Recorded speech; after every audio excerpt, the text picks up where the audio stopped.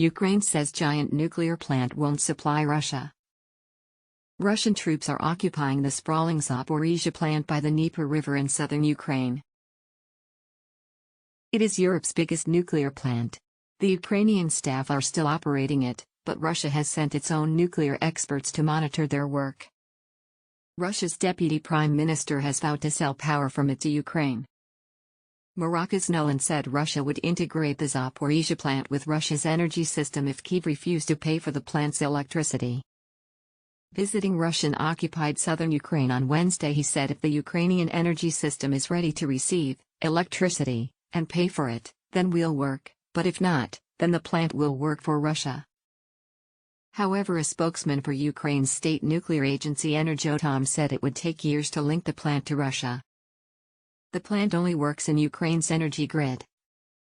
The Russians can build a power line theoretically, but it will take a long time, like their Crimean bridge, several years, he said, referring to the bridge connecting Crimea, which Russia annexed in 2014, to Russian territory.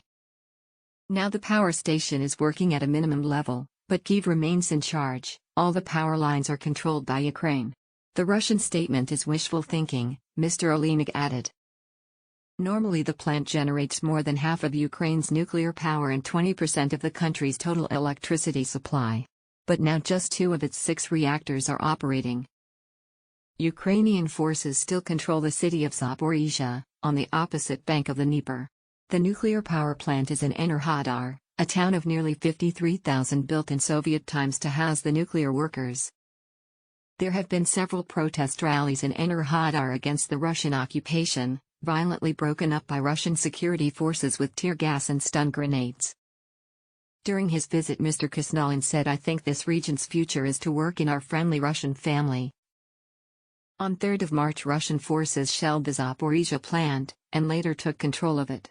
Buildings around one of its reactors were damaged, according to Energoatom.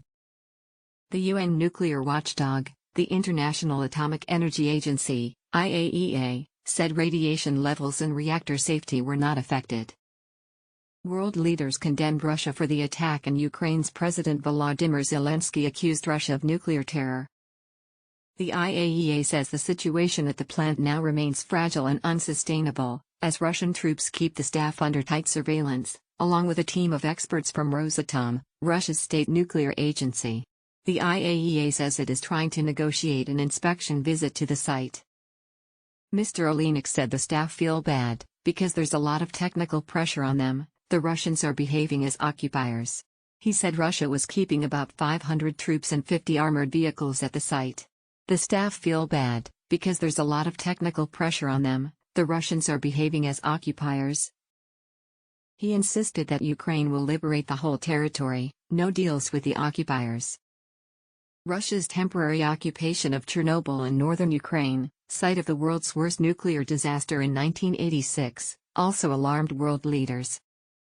The radiation level at the decommissioned plant is reported to be stable and within safe limits, but there are hotspots in places nearby where Russian soldiers dug trenches. There have been some forest fires in the exclusion zone around the plant, not directly threatening it, Mr. Olenek said. But he added, firefighters cannot go there as so many mines were laid, it's too dangerous. After Russia's 2014 annexation of Crimea and parts of the Donbas region, he said, Ukraine stockpiled nuclear fuel, so now it has enough to last 2 years.